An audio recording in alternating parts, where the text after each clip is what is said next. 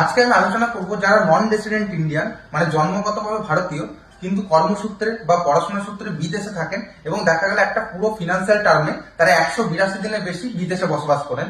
সেই সব ভোটাররা যদি আমাদের ভারতের ভোটার তালিকায় নাম তুলতে চান, তাহলে কিভাবে নাম তাদের নথিভুক্ত করবেন চলুন দেখে নিন।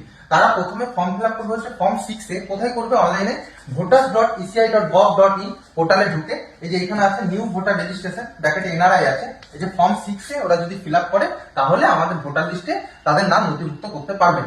চলুন দেখে নিই কিভাবে করবেন। প্রথমে যে ফিল ফর্ম 6 আমি যাব। ফিল ফর্ম 6 যাওয়ার পর আমাকে দেখে নেবো যেখানে সিনোপসিস হিসাবে কি কি আছে সেগুলো আগে দেখে নিই, তারপর আমি ডিটেলসে আসছি। দেখুন প্রথমে কি করতে হবে না, প্রথমে যেখানে ফর্ম ভরতে চাইছে সেই স্টেটের নাম দিতে হবে, ডিস্ট্রিক্টের নাম দিতে হবে এবং কোন এসির জন্য নাম তুলতে চাইছে মানে কোন বিধানসভার জন্য সেই ডিটেলসটা সে দেবে। তারপর তার পার্সোনাল ডিটেলস দেবে যেখানে তার নাম, বাবার নাম ইত্যাদি ডেটাগুলো থাকবে। এবার তার প্রেজেন্ট অ্যাড্রেস দেবে। প্রেজেন্ট অ্যাড্রেসটা যেন ভুলিয়ে না যায় আমি এখানে একটু বলে দিই। প্রেজেন্ট অ্যাড্রেস মানে এই ক্ষেত্রে তার পাসপোর্টে যে অ্যাড্রেসটা মেনশন করা থাকবে সেই অ্যাড্রেসটা কিন্তু তার প্রেজেন্ট অ্যাড্রেস। নেক্সট হচ্ছে পাসপোর্ট ডিটেলস লাগবে, ভিসা ডিটেলস লাগবে। অর্ডিনারি রেসিডেন্ট এটা যেটা আছে যে নর্মাল অবস্থায় ভারতে সে যে জায়গায় বসবাস করে সেটা হচ্ছে তার অর্ডিনারি রেসিডেন্স। এবার হচ্ছে আউটসাইড ইন্ডিয়া অ্যাড্রেস মানে ইন্ডিয়ার বাইরে বিদেশে তিনি যে জায়গায় বসবাস করছেন সেই অ্যাড্রেসটা লাগবে। এরপর সমস্ত কিছু তথ্যে তার ডকুমেন্টসটা আপলোড করতে হবে।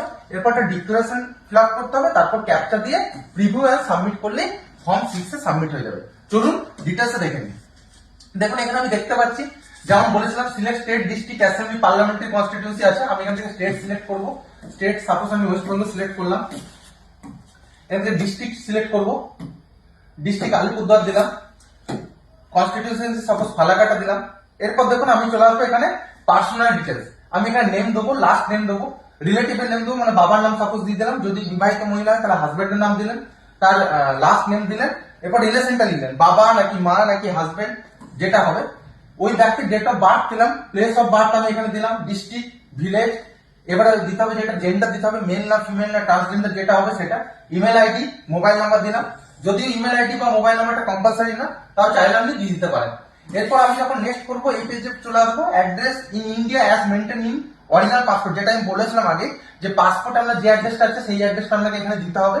সেই অ্যাড্রেসটা দেওয়ার পর আমি চলে যাবো কি না ডিটেলস অফ কারেন্ট পাসপোর্ট, মানে আমার যে পাসপোর্টটা আছে তার ডিটেলসটা লাগবে, যে পাসপোর্টটা কোথা থেকে ইস্যু হয়েছে, কোন ডেটে ইস্যু হয়েছে, তার এক্সপায়ারি ডেট কবে, পাসপোর্টের নাম্বার কত, সেটা আমি এখান থেকে দিলাম। এরপর চলে আসবে সাপোজ আমি এখন বিদেশে আছি, সাপোজ কুয়েত বা কাতার বা কোথাও একটা আছি এবং সেখানে আমি একটা ভিসা নিয়ে আছি, তাহলে সেই ভিসার নাম্বার, সেই ভিসাটা কবে ইস্যু হয়েছে, এক্সপায়ারি কবে হবে, টাইপ অফ ভিসা কি আছে, ভিসার ইস্যুইং অথরিটি কে আছে, এই ডিটেলসটা আমরা এখানে দেবো।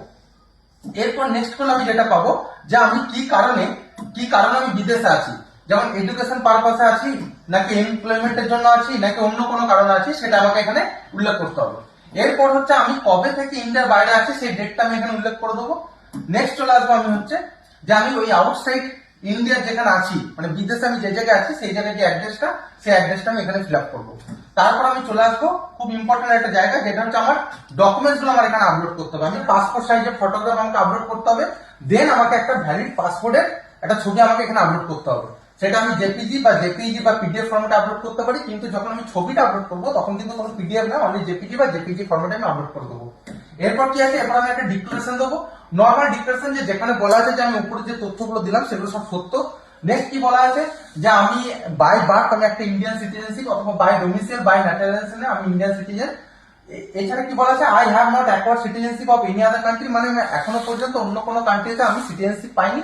এরকম অনেকগুলি তথ্য আছে, একটু দেখে নেবেন, আপনারা ডিটেলস আমি বলছি না। এবং এখানে যেমন বলা আছে এই চেকলিস্টে ক্লিক করতে হবে, যেখানে বলা আছে যে আমার কোনো এখনো পর্যন্ত নাম ভোটার কার্ডে নেই সেটা আমি চেকলিস্টে ক্লিক করব। সেকেন্ড চেকলিস্ট যেটা আছে my name may have been included in the electoral roll, চেকলিস্টে আমাকে ক্লিক করতে হবে। আরেকটা আছে I have not been issued an EPIC in India, মানে আমি ইন্ডিয়ার এখনো পর্যন্ত কোনো এপিক ইস্যু করিনি। এই যে ডিক্লারেশনটা দিয়ে আমাকে একটা প্লেস দিয়ে তখন আমাকে নেক্সট গিয়ে এখানে একটা ক্যাপটা দিতে হবে। এরপর আমি ফর্মটা প্রিভিউ এন্ড সাবমিট করবো। প্রিভিউ এন্ড সাবমিট যখন করবো আমি ফর্মটা আরেকবার দেখতে পাবো যে সমস্ত কিছু ফিল আপ ঠিকঠাক হয়েছে কিনা, সেটা চেক করে আমি সাবমিট করে দেবো, তাহলে আমার ফর্ম 6 সাবমিট হয়ে যাবে।